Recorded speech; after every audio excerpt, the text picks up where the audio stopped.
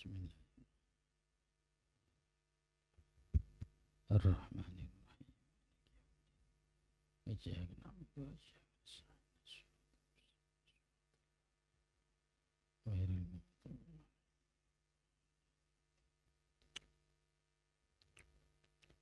Bismillahirrahmanirrahim.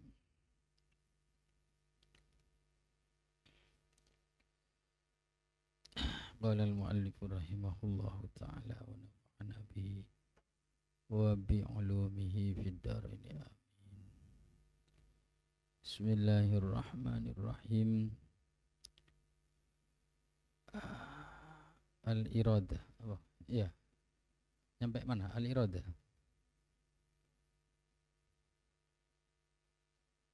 As-sam'u wal basar. Sam'u wal basar. Bismillahirrahmanirrahim. As-sam'u wal basaru tawi iki iku sifat sama wal basar lan sifat basar. Wa annahu ta'ala lan satune Allah ta'ala sami'un iku zat kang moho ngrungu. Basirun tur iku zat kang moho ningali.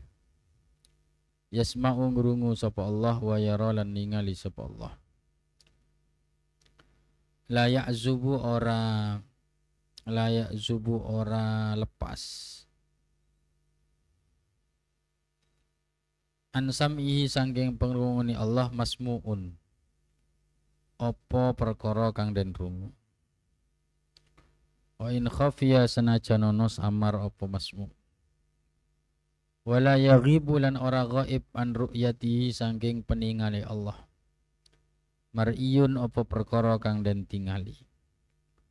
Wa indaqqa senajan lembut apa mar'i.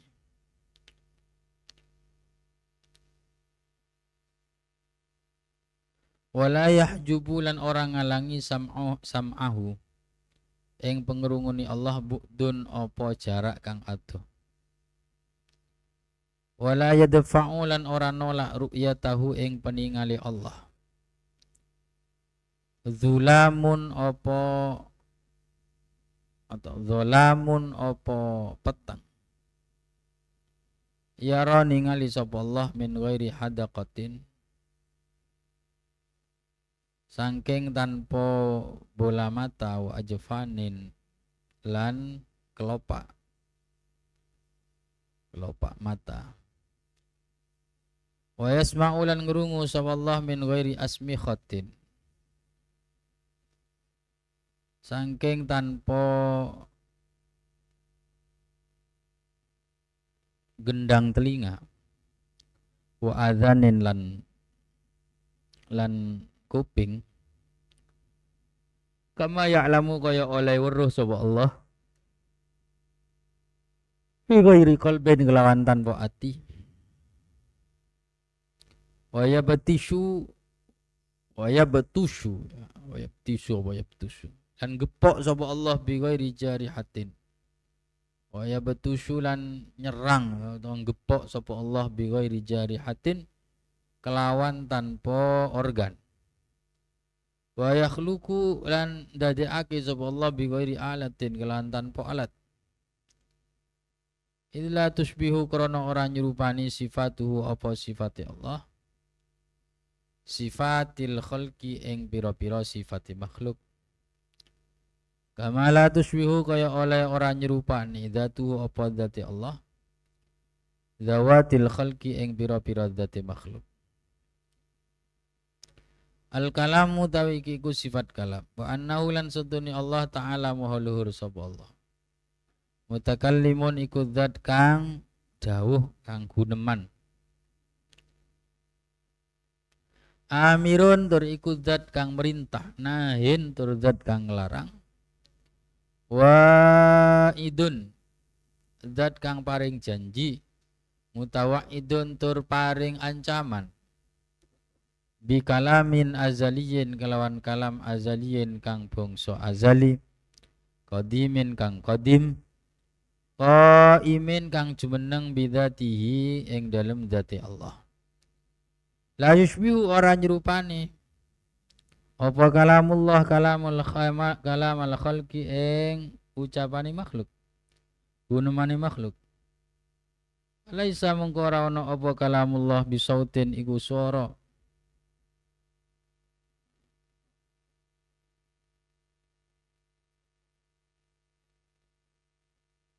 Ambilkan.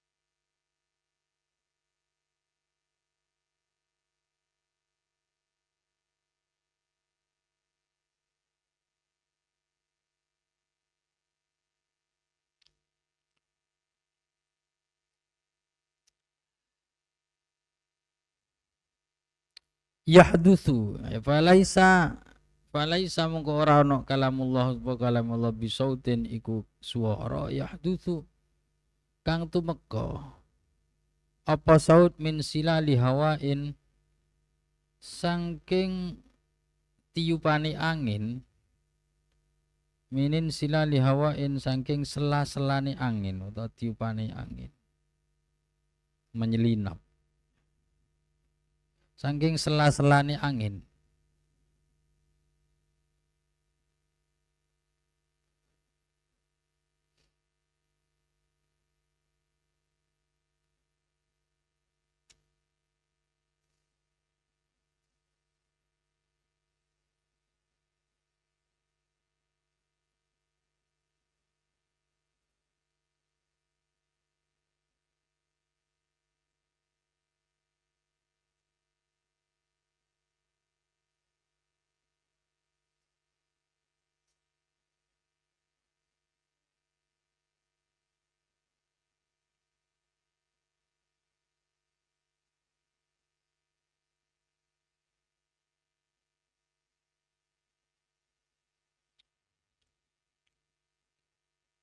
Awistikaki ajromin utawa getarane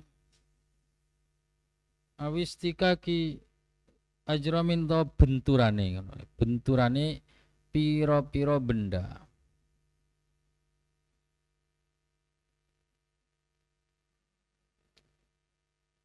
wala biharfin lan ora kelawan huruf yang qatiu kang pedhot apa harfin biidbaqi syafatin kelawan nutupake bibir au tahriki lisanin utawa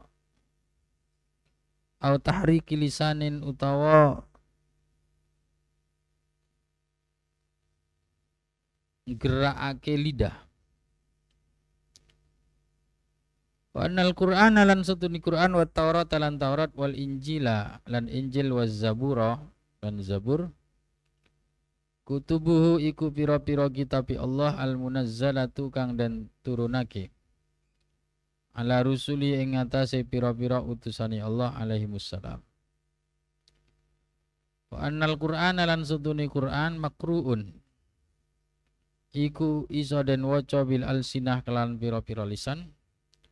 Maktubun tur iku iso den tulis fil masahif ing dalam pira-pira mushaf mahfudun tur iso den apal fil qulub ing dalam pira-pira ati. Wa naulan satuni Quran ma'dzalik ing dalam sertane mangkono-mangkono makruun bil alsinah maktubun fil masahif ila akhirih. Qadimun iku qadim qaimun tur jumeneng bidzatillahi ta'ala yang dalam dzati Allah ta'ala la yakbalu ora nerimo apa Quran al-infisala ing lepas wal iftiraqa lan pisah bil intiqali kelawan pindah ilal qulub maring pira-pira ati wal awraq lan pira-pira kertas. Wa anna Musa lan seduni Nabi Musa alaihissalam sallallahu alaihi wasallam sami'a iku ngrungu sapa Nabi Musa kalam Allah ing kalami Allah bi ghairi sautin kelawan tanpa suara wala harfin lan tanpa huruf. Kama yara kaya oleh ningali al abrara sapa pira-pira wong kang saleh. Zatallahi ta'ala ing dzati Allah ta'ala fil akhirah ing dalam akhirat min ghairi jauharin kelawan tanpa materi wala aradin lan tanpa arad sifat materi. Wa idza kanat lan nalikane ana lahu iku tetep kadhe Allah hadhi sifat apa ikilah pira-pira sifat kana mengko ana sapa Allah hayyan iku zat kang urip aliman tur zat kang weruh qadiran tur zat kang maha kuwasa muridan tur zat kang maha berkehendak sami'an tur zat kang maha ngrungu basiran tur zat kang maha ningali mutakalliman tur zat kang maha ndawuh fil hayati kelawan sifat hayat wal qudrati lan sifat qudrat wal ilmi lan sifat ilmu wa iradati lan sifat iradat wasam'i lan sifat sama wal basari lan sifat basar wal kalami lan sifat kalam la bi mujarradid dzati ora kelawan melulu nidat ora kelawan melulu nidat.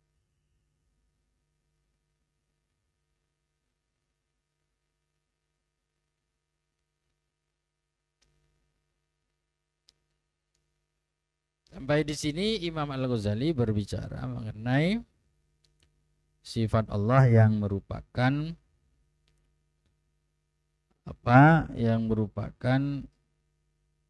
yang menunjukkan kemahasempurnaannya Allah. Dari sifat hayat. Sebelum itu Imam Ghazali mengurai tentang tanzih, sifat kemahasucian Allah dalam bentuk sifat-sifat salbiyah.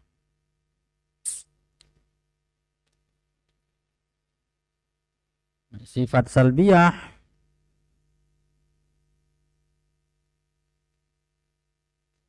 menyangkut kidam, baqa, kemudian mukhalafah lil hawadits. Kemarin sudah kita terangkan tentang mukhalafah lil hawadits. Wah, zat Allah itu maha suci dari berbagai sifat yang menjadi sifat nafsiyah benda, jadi sifat dari materi. Seperti telah diterangkan dulu, apa yang menjadi sifat materi, sifat khusus, sifat dari materi tidak bisa menjadi sifat dari Allah.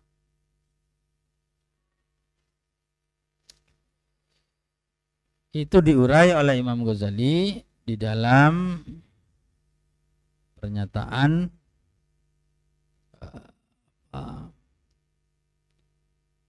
annahu laisa bijawharin wala tahulluhul jawahir wala bi'aradin wala tahulluhul a'rad.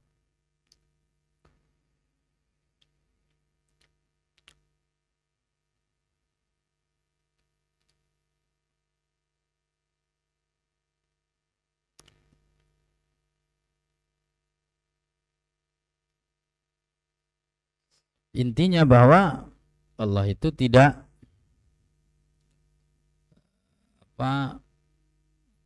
memiliki sifat berpindah, tidak memiliki sifat berubah,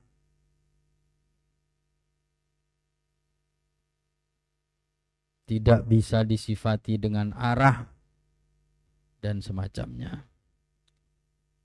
Udah, itu adalah terkait mukhalafah lil hawadits. Kalau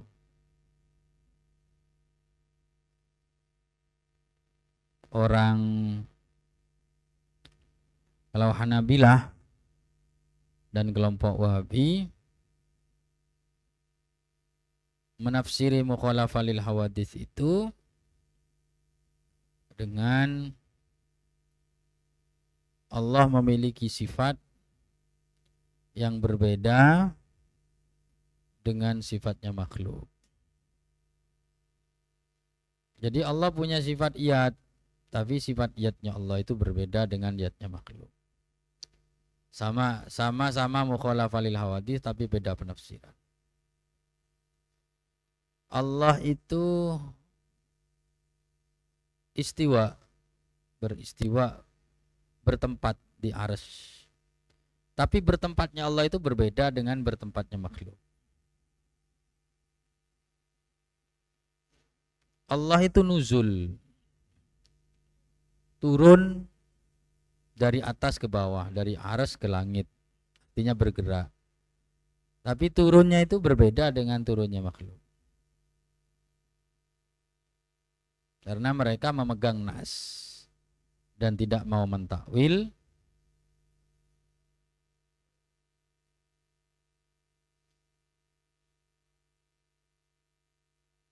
Jadi kalau prinsipnya bahwa yang mutasyabihat itu harus diarahkan kepada yang muhkamat.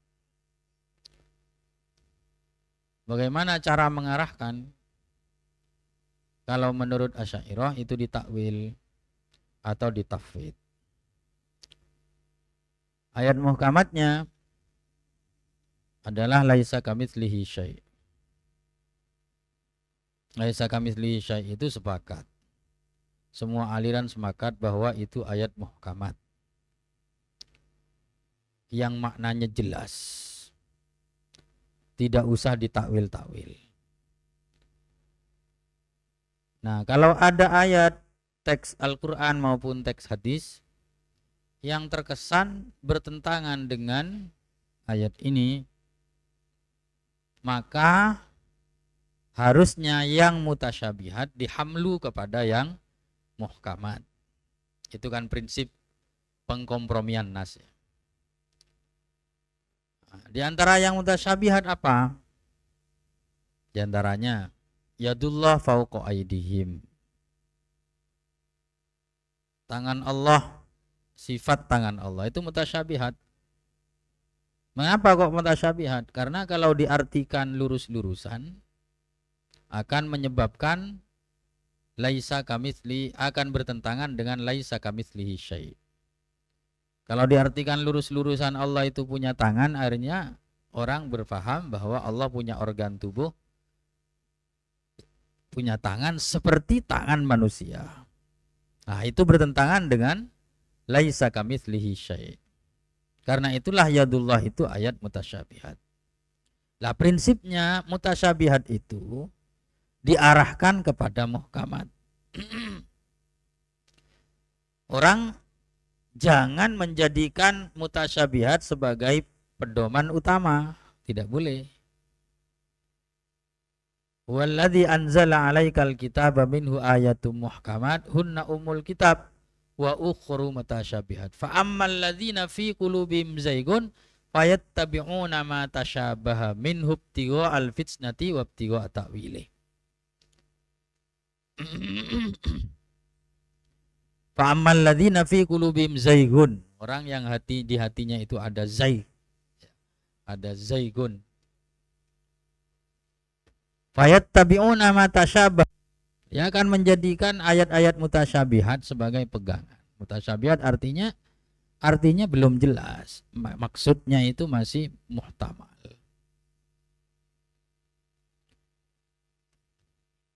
Nah, karena itulah kalau ada ayat mutasyabihat, arahkan kepada ayat muhkamat. Itu prinsip. Jangan sampai ayat mutasyabihat itu dimaknai dengan makna yang bertentangan dengan ayat muhkamat. Karena apa? Karena makna dari ayat mutasyabihat itu muhtamil. Ayat mutasyabihat itu maknanya, pengertiannya itu masih memungkinkan banyak pengertian. Ada banyak kemungkinan, ada banyak probabilitas. Dari sekian banyak kemungkinan itu, jangan sampai kamu memilih makna yang bertentangan dengan ayat yang kemungkinan maknanya hanya satu, yang kemungkinan maknanya sudah jelas. Jangan, Karena kalau begitu berarti kamu meninggalkan yang sudah jelas untuk mengambil yang masih belum jelas. Itu fa'amal ladina fi qulubihim zaygun fayattabi'una ma tasyabaha minhum tiwa al-fitnati tiwa ta'wili. Maka prinsip itu dipegang oleh aliran-aliran bahwa ayat mutasyabihat diarahkan kepada ayat muhkamat. Bagaimana cara mengarahkannya itu yang jadi perdebatan. Nah, kalau Asy'ariyah memakai takwil, cara mengarahkan ayat mutasyabihat kepada muhkamat itu, yang mutasyabihat itu mengambil kemungkinan makna yang lebih jauh karena tidak memungkinkan untuk mengambil makna yang terdekat. Itu kecenderungan Asy'ariyah. Sehingga Asy'ariyah cenderung melakukan takwil terhadap istiwa, terhadap yad dan ayat-ayat semacamnya. Ini takwil, sehingga yad itu oleh Asy'ariyah ditakwil kudrat, kekuasaan. Istiwa itu ditakwil menjadi istila. Kenapa? Untuk menghindari pertentangan dengan ayat laisa kamitslihi syai'. Karena kalau yad itu diartikan tangan, pada akhirnya orang akan cenderung memahami Allah itu berupa materi. Allah itu punya bagian-bagian seperti materi. Itu pendapat Asy'ariyah. Pendapat Hanabilah beda lagi. Hanabilah tidak mau dengan takwil itu, karena menurut anggapan mereka mentakwil berarti menghilangkan makna dari ayat. Sehingga mereka tetap menyatakan yad itu ya yad. Yad itu ya tangan. Tapi tangan Allah itu berbeda dengan tangannya makhluk. Jadi mukhalafah lil hawadisnya mereka laisa kamitslihi syai'nya menyatakan Allah punya tangan tapi tangannya berbeda dengan makhluk. Ya tidak sama dengan tangan manusia, tidak sama dengan tangannya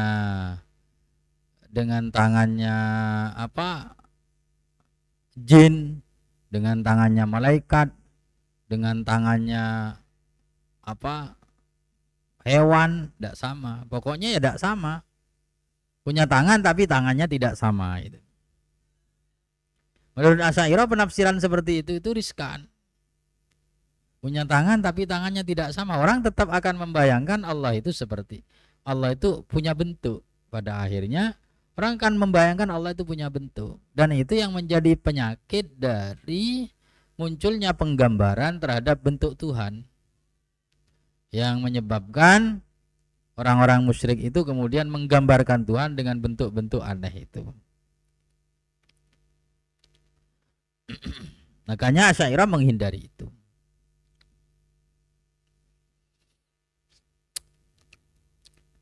Asy'ariyah menghindari untuk menyatakan bahwa Allah itu bertempat. Karena apa? Karena ketika dinyatakan Allah itu bertempat, meskipun menyatakan bertempatnya tidak sama dengan bertempatnya makhluk, misalnya. Itu ya tetap orang akan membayangkan Allah itu seperti materi, akan memahami seolah-olah Allah itu berada di suatu tempat mengambil ruang gitu. Kalau Allah punya sifat istiwa, kalau istiwa itu diartikan bertempat, makanya Asy'ariyah menghindari memaknai kata istiwa itu dengan bertempat. Bagi Asy'ariyah bertempat itu termasuk sifatnya materi.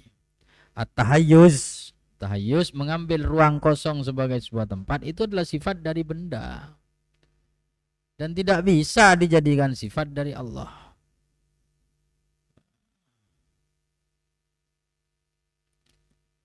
Nah, itulah yang dihindari oleh Asy'ariyah. Sehingga kemudian Asy'ariyah memilih untuk melakukan takwil-takwil itu.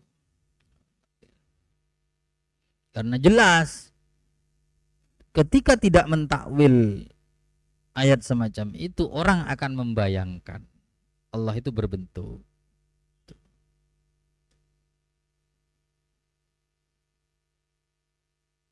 Ketika ada teks menyatakan Allah punya mata misalnya, orang akan membayangkan bentuk itu. Maka karena itulah Asy'ariyah menganggap itu sebagai majas akli.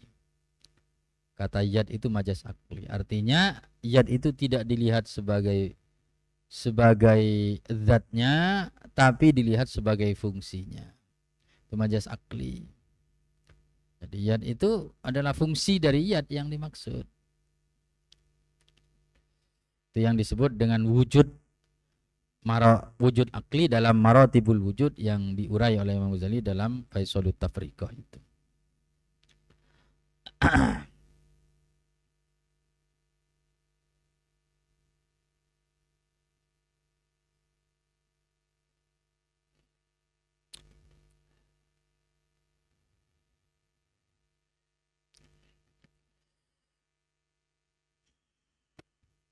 Jadi kalau alasannya Hanabilah tidak mau mentakwil itu ya agak masuk akal juga sih.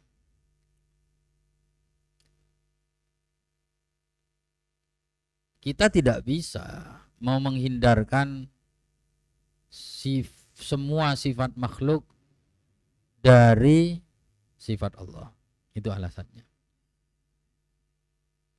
Karena bagaimanapun pasti ada kesamaan bahasa. Contoh misalnya begini. Kalau kita menyatakan Allah punya sifat hayat,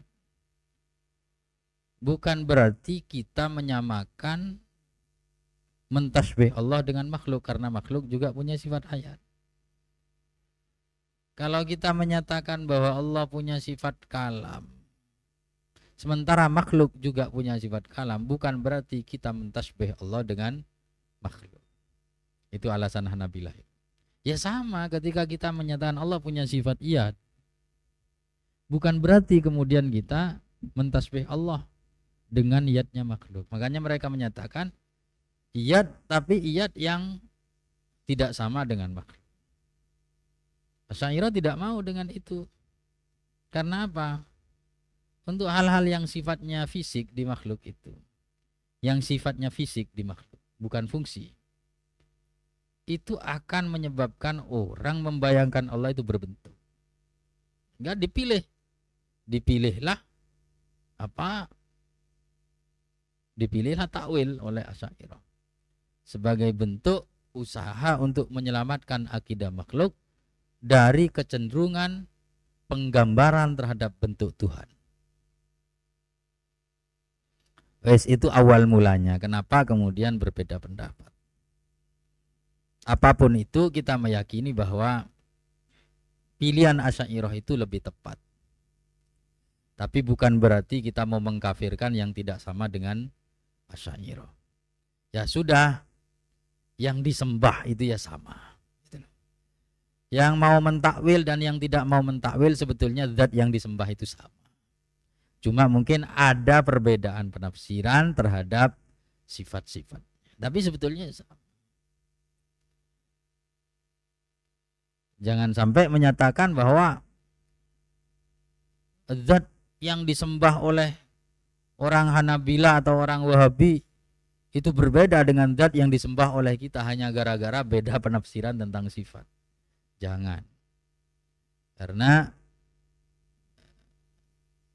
panutan kita Imam Asy'ari menyatakan bahwa semuanya sebetulnya menyembah zat yang sama. Semuanya, semua ahlul kiblah itu menyembah zat yang sama, meskipun mereka itu berbeda penafsiran tentang sifat-sifatnya.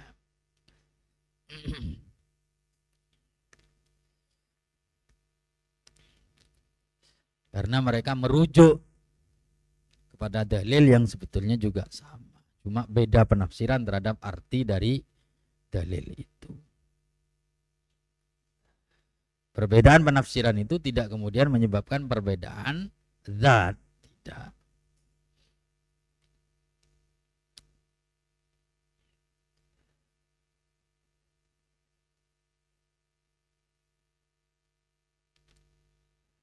itu adalah mukhalafah lil hawadits. Jadi memang perdebatan paling seru di dalam tanzih, di dalam sifat salbiyah itu terletak pada mukhalafah lil hawadits. Nah, orang-orang Mu'tazilah itu untuk menghindari tasbih itu sampai pada tingkat taktil.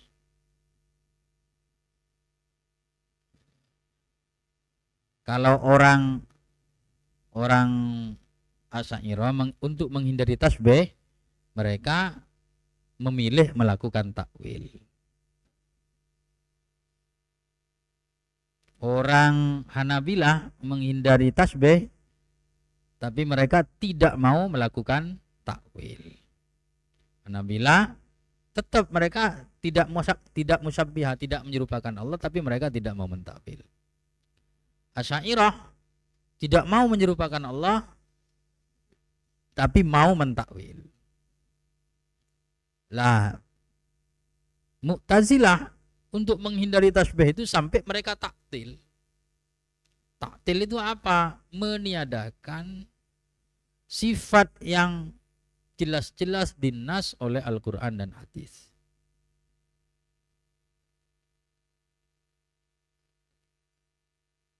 Sehingga mereka meniadakan sifat ma'ani.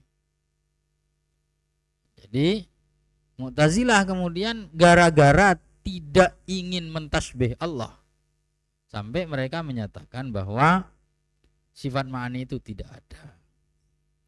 Allah qadirun bidzatihi. Allah itu maha kuasa dengan zatnya Allah, bukan dengan sifat kudrat. Jadi Allah tidak punya sifat kudrat, iradat, ilmu, hayat, sama, basor, kalam itu tidak ada. Allah tidak punya sifat itu. Sifat itu tidak ada pada Allah. Alasan orang Mu'tazilah, mereka menyatakan kalau masih ada sifat sifat ma'ani, kudrat, iradat, ilmu, sifat wujudiyah ya. Kalau salbiyah itu kan sifat yang tidak wujud. Kalau kudrat, iradat, ilmu, hayat, sama, basor itu kan sifat yang wujud. Yang sifat itu ada dan melekat pada zat Allah. Qaimun bidzati, dan ada pada zat Allah. Ada pada zat Allah. Tapi kalau sifat salbiyah itu kan menunjukkan sifat yang tiada dari zat Allah. Sifat yang tiada dari zat Allah. Qadim itu berarti adamul awwaliyah, tiadanya permulaan. Qadim kidam baqa itu berarti adamul akhiriyah, tiadanya akhir. Mukhalafah lil hawadis apa? Adamul musyabahah, tidak adanya keserupaan. Kemudian wahdaniyat adamut ta'addud, tiadanya lebih dari satu, tiadanya bilangan. Qiyam bin nafsi itu adalah adamul ihtiyaj, tiadanya kebutuhan kepada mahallin wa mukhassisin. Nah, sifat ma'ani itu menunjukkan suatu yang ada, sifat yang ada, sifatun wujudiyah. Nah, untuk menghindari tasbih, Mu'tazilah itu sampai menyatakan sifat ma'ani itu tidak ada. Mengapa mereka menyatakan demikian? Karena kalau ada sifat ma'ani berarti ada yang qadim selain zat Allah. Ada yang qadim selain zat Allah. Sifat ma'ani itu kan qadim. Berarti ada suatu yang itu tidak bermula dan tidak diciptakan. Tapi itu bukan zat Allah. Sehingga menurut Mu'tazilah ini bisa syirik kalau masih ada sifat ma'ani. Karena apa? Tuhan itu akhirnya banyak. Ya zat Allah kemudian ditambah sifat ma'ani. Itu alasan Mu'tazilah, ta'addudul qudama. Sehingga Mu'tazilah melakukan taktil, menghapus ya, menghilangkan, menolkan, mengkosongkan zat Allah dari sifat wujudiyah, sifat yang wujud.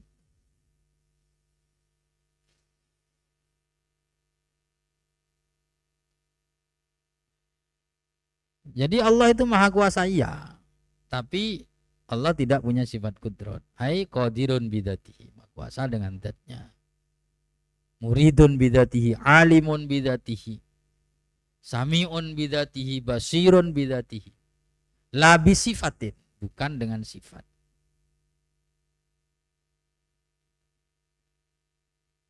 Nah, pandangan itu akhirnya menjadi masalah besar ketika sampai ke sifat kalam.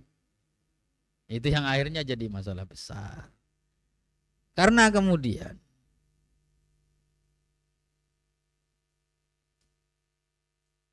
semua aliran dalam Islam, semuanya menyatakan bahwa Allah itu berfirman. Kalau menyatakan Allah tidak berfirman kan murtad. Karena nyatanya kalam Allah itu ada. Gitu. Al-Quran kan kalam Allah. Kalau menyatakan bahwa Allah tidak punya kalam, tidak berfirman, ya berarti kan menyatakan bahwa Quran bukan firman Allah.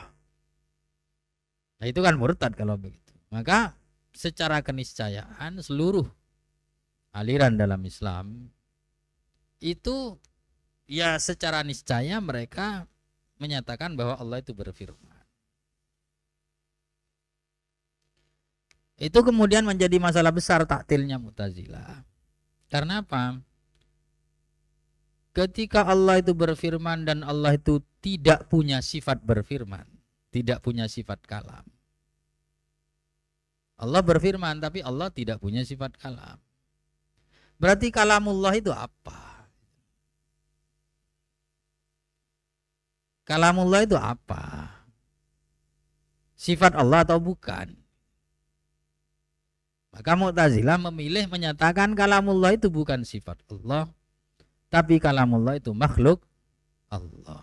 Itu masalahnya kemudian. Jadi gara-gara mereka menghindari tasbih,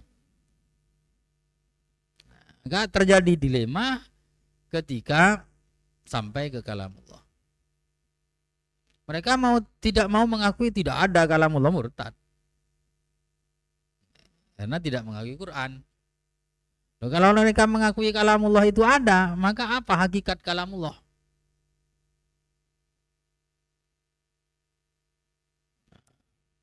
Ahlus sunnah wal jamaah dan Hanabilah menyatakan kalamullah itu sifat Allah. Kalamullah itu sifat Allah. Mu'tazilah memilih menyatakan kalamullah itu bukan sifat Allah, tapi makhluk Allah.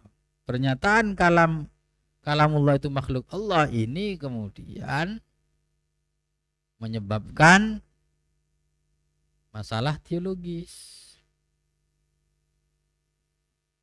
Masalah teologis yang cukup kompleks pada masa itu. Sampai menjadi konflik politik antara Mu'tazilah dan Jumhurul Muslimin.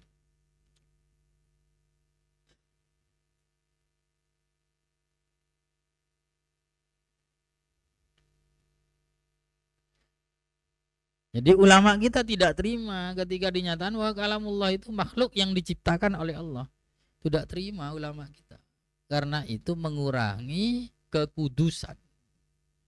Kekudusan dari kalamullah.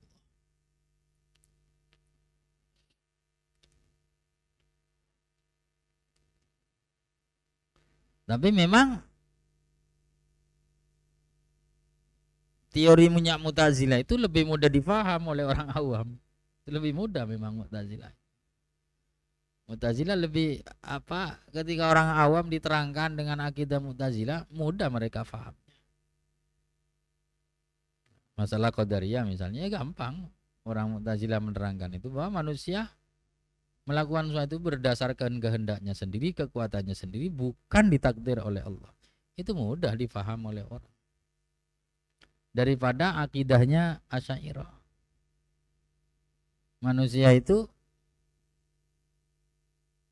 semua perbuatan manusia ditakdir oleh Allah, dikehendaki oleh Allah, diciptakan oleh Allah,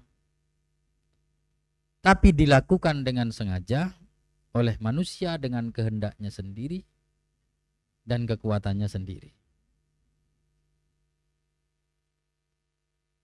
Ya repot. Mau difaham oleh orang awam ya repot. Karena Asy'ariyah mau menyatakan semuanya adalah ingin menggabung bahwa tidak ada sesuatu yang lepas dari kehendak Allah dan kekuasaan Allah. Tapi perbuatan manusia itu juga ada kehendak dan realitasnya ada kehendak dan kekuatan manusia. Dua-duanya mau digabung. Memang agak susah. Masalah kasab dan ikhtiar. Ya sama dengan kalamullah itu. Masalah laisa biharfin wala saud. Itu ya susah juga diterangkan kepada orang awam. Tapi kalau kita mengikuti pendapat Mu'tazilah akan terjebak ke dalam dilema juga. Mengikuti pendapat Hanabilah juga terjebak dalam dilema. Hanabilah menyatakan kalam Allah itu bukan makhluk. Tapi kalam Allah berupa huruf dan suara. Ini kan dilematis. Berupa huruf dan suara tapi bukan makhluk. Loh, huruf dan suara itu apa kalau bukan makhluk gitu.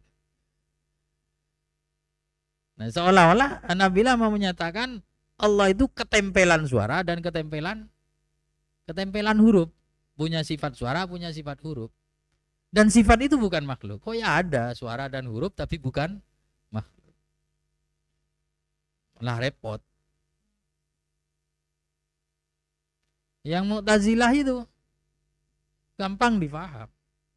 Tapi akan menyebabkan melukai kekudusan dari kalamullah.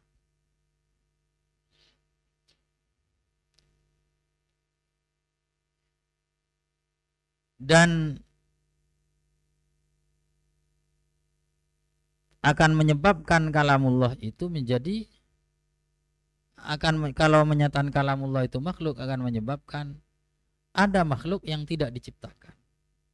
Ada suatu yang bukan yang apa ya, yang qadim selain Allah juga. Jadi anggaplah misalnya Mu'tazilah menyatakan bahwa kalam Allah itu adalah makhluk. Berarti ketika Allah berfirman yang keluar adalah suara atau huruf dan itu adalah makhluk. Pertanyaannya adalah berarti sebelum ada makhluk Allah tidak berfirman sama sekali. Sebelum ada makhluk Allah tidak berfirman sama sekali. Berarti sebelum ada makhluk ini kan waktu yang tak terbatas. Karena itu azali. Tidak ada sejak.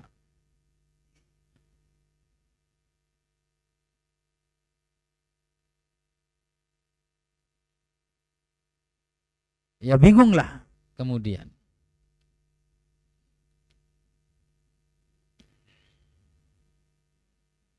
Itu adalah problem akidah. Dari orang menafsiri laisa kamitslihi syai'. Hanya dalam agama kita kalau orang ini mentasbih, kalau mentasbih Tuhan dengan makhluk itu sudah murtad. Kalau menganggap Tuhan itu sama dengan memiliki kesamaan dengan makhluk, itu murtad karena bertentangan dengan laisa kamitslihi syai', dan itu ayat muhkamat. Tidak boleh mentasbih Tuhan dengan apa. Penghindaran terhadap tasbih itu yang kemudian bermacam-macam. Ya intinya mereka tidak mentasbih tapi cara tidak mentasbih ini macam-macam. Oleh karena itu kalau menurut Mu'tazilah Asy'ariyah itu mentasbih. Kalau menurut Asy'ariyah Hanabilah itu mentasbih. Seolah-olah ya, bukan seolah-olah, karena Hanabilah sendiri menyatakan tidak mentasbih. Asy'ariyah menyatakan tidak mentasbih.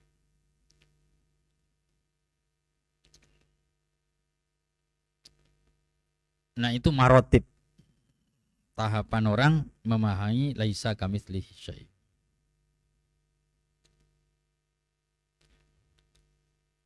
Karena itulah ulama menyatakan tidak sampai kafir ketika ada orang menyatakan innallaha jismun la kal ajsam.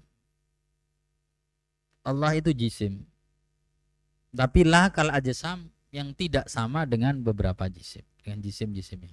Itu tidak sampai kafir. Karena apa? Karena dia menghindari tasbih. Adapun dia menyatakan bahwa Allah itu jisim, itu mungkin maksudnya adalah dzat. Maksud dari jisim itu dzat, bukan benda. Karena di situ tidak ada tasbih. Jismun la kal absa, la kal ajsam. Itu ditakwili dengan dzatun la kadzawat. Nah, tidak ada tasbih di situ. Itu sifat mukhalafah lil hawadits.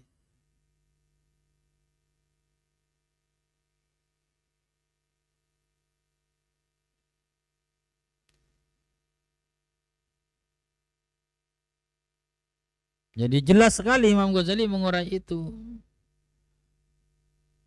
Kama taqaddasa an ayyahiddahu yahudduhu zamanun bal kana qabla an khalaqaz zaman wal makan. Allah sudah ada sebelum adanya waktu dan sebelum adanya tempat. Wa huwal an alama alaihi kana, dan Allah itu tidak mengalami perubahan apapun. Kalau Allah itu ada sebelum adanya tempat dan sebelum adanya waktu, ya berarti Allah terus begitu. Tidak terikat dengan tempat dan waktu. Karena Tuhan itu tidak berubah. Tidak kemudian sebelum ada tempat Allah tidak bertempat. Kemudian setelah Allah menciptakan tempat, menciptakan makhluk, kemudian Allah bertempat. Tidak begitu, berarti terjadi perubahan. Yang asalnya tidak bertempat menjadi bertempat. Jadi Allah itu tidak bertempat. Sebelum adanya makhluk Allah itu tidak bertempat. Setelah adanya makhluk ya tetap tidak bertempat. Tempat itu makhluk. Ya. Makanya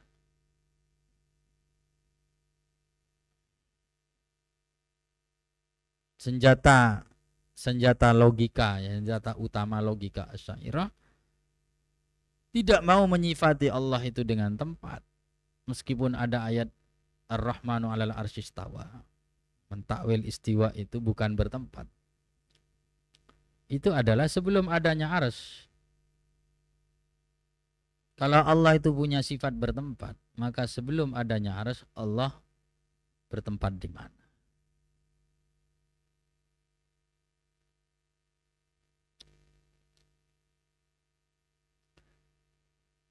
Hanya dinyatakan kanallahu wala makana. Allah ada sebelum ada tempat. Berarti Allah tidak bertempat.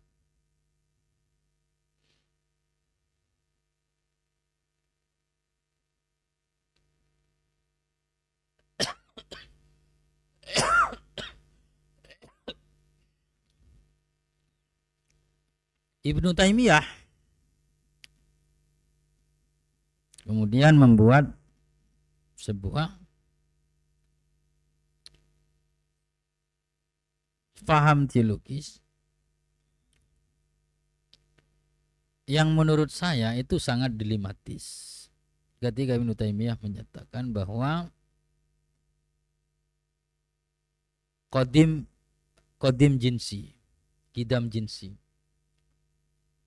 Jadi makhluk itu bersifat kidam, tapi kidamnya kidam jinsi. Memang makhluk itu bermula, personnya, tapi jenisnya tidak bermula. Jadi kalau umpama manusia, ya person manusia itu pasti ada sejaknya. Zaid ada sejaknya, Umar ada sejaknya, ini ada sejaknya. Person dari makhluk itu ada sejaknya. Bumi ada sejaknya, langit ada sejaknya, arsy ada persennya. Tapi makhluk sebagai sebuah jenis itu tidak ada permulaannya. Kidam. Itu pendapat Ibnu Taimiyah. Jenis dari makhluk itu tidak bermula. Ini saya pikir juga dilema akidah. Kalau yang dimaksud tidak bermula itu adalah tidak diciptakan, Ini bisa hampir sama dengan pendapat falasifah.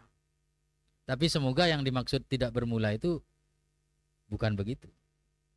Kita juga tidak tahu apa yang dimaksud kidam jinsi itu apa. Tapi pernyataan kidam itu menunjukkan bahwa dia tidak bermula. Kalau tidak bermula berarti ya tidak diciptakan, karena suatu yang diciptakan itu berarti bermula. Karena diciptakan itu berarti ada setelah tiada. Asalnya tidak ada kemudian ada, itu diciptakan. Berarti kalau pernah tidak ada itu berarti ada sejaknya. Kalau dibilang kidam dalam arti tidak ada sejaknya, berarti meskipun itu jenis, berarti ada makhluk itu yang secara jenis itu yang tidak bersejak. Nah, kalau tidak bersejak berarti tidak pernah tidak ada. Kalau tidak pernah tidak ada berarti tidak diciptakan. Jadi kidam jinsinya Ibnu Taimiyah itu adalah akidah yang menurut saya berbahaya. Kalau maksud dari kidam itu adalah tidak bermula. Entah lagi kalau yang dimaksud dengan kidam jinsi itu maksudnya berbeda, hanya sama istilah. Kurang tahu kalau itu. Jadi itu problem secara teologis, itu problem. Menyatakan kidam jinsi itu secara teologis problem.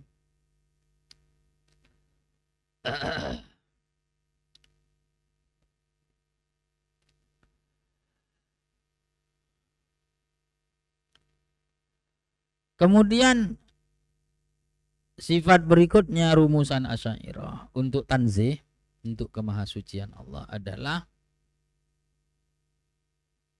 qiyam bin nafas. Qiyam bin nafas ini kalau secara nalar teologis itu diartikan la yahtaju ila mahallin wa mukhassisin. Allah itu tidak ada mahal dan tidak ada mukhassis bagi Allah. Mahal itu apa?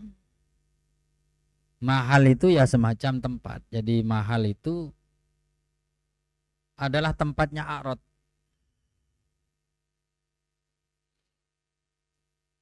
Anggaplah misalnya warna. Warna ini kan tidak bisa berdiri sendiri. Dia harus nempel kepada benda. Mana ada warna tidak ada bendanya. Nah, benda ini namanya mahal dari warna. Gerakan misalnya, bergerak. Mana ada gerakan tanpa ada benda. Nah, sifat bergerak itu pasti nempel kepada benda, itu namanya mahal. Benda itu merupakan mahal dari sifat harokah. Benda itu merupakan mahal dari warna. Ya. Itu pengertian mahal. Allah itu tidak ada mahal. Qiyam bin nafas. Karena berdiri, maha mandiri berarti tidak melekat kepada apapun. Termasuk tidak melekat kepada apapun. Allah itu maha mandiri. Kalau masih melekat kepada sesuatu berarti tidak mandiri. Zat kita ini tidak berdiri, tidak mandiri. Karena apa? Zat kita ini masih butuh tempat. Ya. Sifat kita juga tidak mandiri. Karena sifat kita ini masih butuh tempat. Jadi kalau makhluk itu tidak ada yang bersifat qiyam bin nafas, itu tidak ada. Makhluk itu pasti butuh pada yang lain. Pasti butuh kepada yang lain. La yahtaju ila mahallin, tidak butuh kepada mahal. Selain Allah pasti butuh pada mahal. Selain Allah pasti butuh kepada mahal. Tidak ada yang selain Allah yang tidak butuh pada mahal. Kemudian wala ila mukhassisin, tidak butuh kepada pentaksis, penentu. Apa yang dimaksud dengan pentaksis? Itu faktor. Faktor yang mentarjih salah satu dari kedua kemungkinan. Itu maksud dari mukhassis. Jadi ada kemungkinan ada dan ada kemungkinan tiada. Semua hal ini, semua hal selain Allah ya, itu ada kemungkinan ada dan ada kemungkinan tiada. Apa yang kemudian faktor yang menyebabkan dia ada dan apa faktor yang menyebabkan dia tiada? Terjadinya ada dan terjadinya tiada itu ada faktornya. Jadi HP ini asalnya ada, tapi mungkin tiada. Nah, dari tiada menjadi ada, itu ada faktornya, ada penyebabnya. Dan dari tiada menjadi dari ada menjadi tiada juga ada faktornya. Yang menyebabkan antara ada dan tiada ini kemudian menang salah satunya. Asalnya ada dan tiada ini kan sama. Gitu. Kok bisa menang ada? Itu karena ada faktor. Kok bisa menang tiada? Itu juga karena ada faktor. Tidak ada sesuatu itu yang asalnya sama, kemungkinannya sama, kemudian salah satunya menjadi unggul tanpa ada faktor. Itu tidak mungkin. Nah, Allah Subhanahu wa taala tidak butuh faktor. Kalau makhluk semuanya pasti butuh faktor. Butuh faktor, butuh sebab, butuh penentu. Semua yang terjadi pada makhluk. Lah, Allah Subhanahu wa taala tidak ada mukhassis, tidak ada faktor pada apa yang terjadi, ya bukan terjadi, pada zat maupun sifat dari Allah. Apa yang menyebabkan Allah itu punya sifat ilmu itu tidak ada faktornya. Apa yang menyebabkan Allah, kalau kita kan ada faktornya. Apa yang menyebabkan sampean itu bisa tahu baca kitab? Itu ada faktor sebelumnya, penyebabnya. Apa yang menyebabkan sampean itu bisa melihat? Itu ada faktornya. Tapi kalau Allah tidak ada faktor itu. Tidak ada mukhassisnya. Nah, kalau menurut syarihnya Kifayatul Awam itu, adamul ihtiyat ila mahallil mukhassisin, tidak butuh kepada faktor dan tidak butuh kepada mahal. Itu artinya adalah al-istighna al-mutlak. Allah tidak butuh pada apapun. Allah tidak butuh kepada apapun. Kalau dirinci istighna mutlak itu intinya ada dua, mahal dan mukhassis. Jadi adamul ihtiyat ila mahallin mukhassisin itu artinya Allah tidak butuh, tidak bergantung, ya, tidak bergantung kepada apapun. Itu adalah qiyam bin nafsi. Kalau selain Allah pasti bergantung.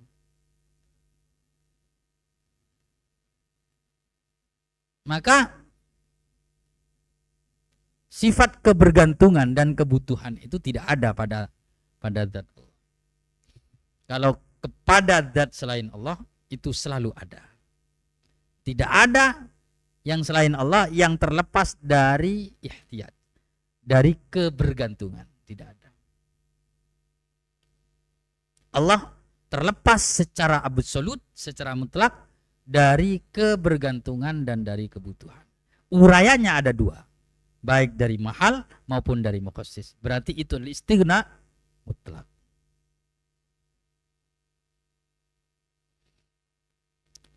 Dan kayak begitu itu kalau diterangkan ke anak-anak kecil tidak ngerti, pasti tidak ngerti. Kalau diterangkan ke mahasiswa beg-beg ngerti, mun ngerti.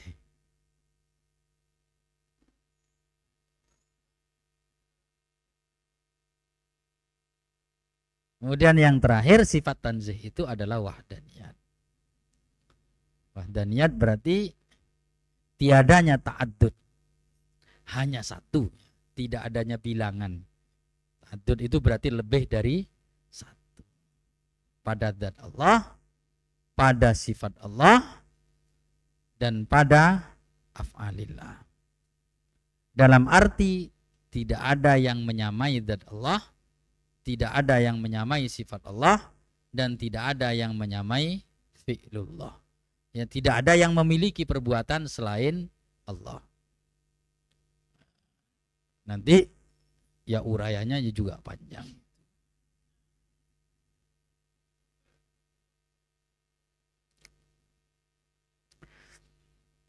Tidak adanya bagian-bagian pada zat Allah.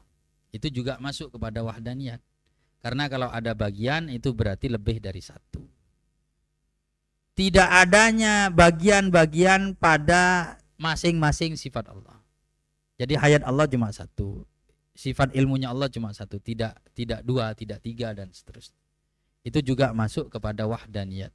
Wahdaniyat fid dzat, wahdaniyat fis sifat, dan wahdaniyat fil af'al. Itu masalah tanzih.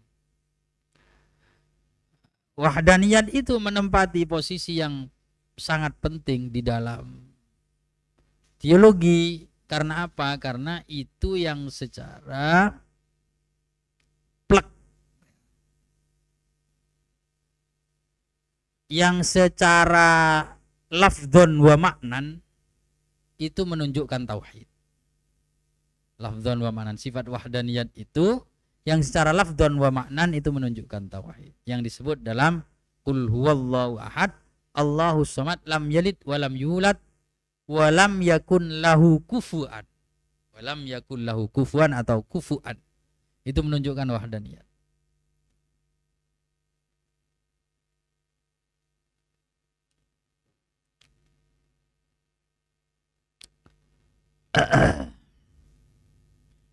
Itu masalah sifat tanzih ya. Tanzih, kemahasucian Allah. Selanjutnya adalah kemahasempurnaan Allah. Itu dirumuskan oleh Ahlus Sunnah melalui 7 sifat ma'ani dan 1 sifat jaiz. Wallahu a'lam bissawab. Al-Fatihah. A'udzubillahi minasyaitonir rajim. Bismillahirrahmanirrahim. Alhamdulillahirabbil alamin. Iyyaka na'budu wa iyyaka nasta'in. Shiratal ladzina an'amta 'alaihim. Subhanakallahumma wa bihamdik asyhadu an la ilaha illa anta astaghfiruka wa atubu. Ayo salat.